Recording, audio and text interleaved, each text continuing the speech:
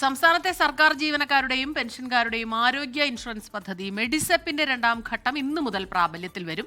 മെഡിസെപ്പ് കാർഡിൽ പേരില്ലെങ്കിലും പേരിലോ മറ്റ് വിവരങ്ങളിലോ തെറ്റുണ്ടെങ്കിലും മെഡിസെപ്പ് പരിരക്ഷ ലഭിക്കുന്നതല്ല. റിനു ശ്രീധർ വിവരങ്ങളുമായി ചേരുന്നു. ശ്രീധർ, എന്തെങ്കിലും തെറ്റുണ്ടെങ്കിൽ തിരുത്താൻ എത്ര സമയം ഇനി ബാക്കിയുണ്ട്?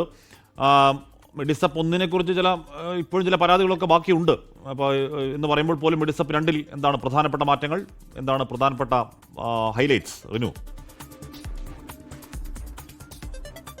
ഹാഷ്മി, സ്മിത, മെഡിസെപ്പിന്റെ 2ാം ഘട്ടം ഇന്നു മുതൽ പ്രാബല്യത്തിൽ വരും എന്നുള്ളത് തന്നെയാണ്. ആദ്യഘട്ടത്തിലെ പോരായ്മകളും അതുപോലെ തന്നെ പരാതികളൊക്കെ തന്നെ നമ്മൾ കേട്ടതാണ്. 2ാം ഘട്ടത്തിൽ ഇത്തരം പരാതികളൊക്കെ തന്നെ പരിഹരിച്ചുകൊണ്ടാണ് നടപ്പിലാക്കുന്നത് എന്നുള്ളതാണ് സർക്കാർ പറഞ്ഞിട്ടുള്ളത്.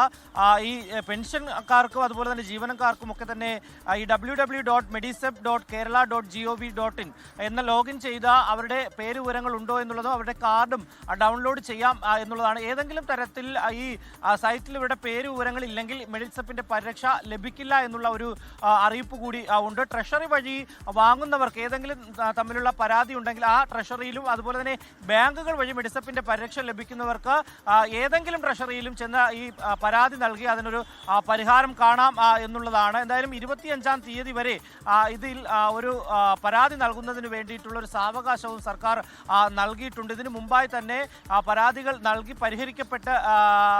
പരിഹരിക്കപ്പെടണം എന്നുള്ളതാണ്. അതുകൊണ്ട് പരാതികൾ 25-ന് മുമ്പ് നൽകണം എന്നുള്ളൊരു അഭ്യർത്ഥന കൂടി സർക്കാർ മുന്നോട്ട് വെക്കുന്നുണ്ട്. അതിനുശേഷമുള്ള ഏതൊരു പരാതിയും സ്വീകരിക്കില്ല. ഈ സൈറ്റിൽ ഇവരുടെ പേര് വിവരങ്ങളൊന്നും തന്നെ ഇല്ലെങ്കിൽ ഈ പരിരക്ഷ കിട്ടില്ല എന്നും സർക്കാർ അറിയിക്കുന്നുണ്ട്. ഹാഷ്മി, സ്മിത.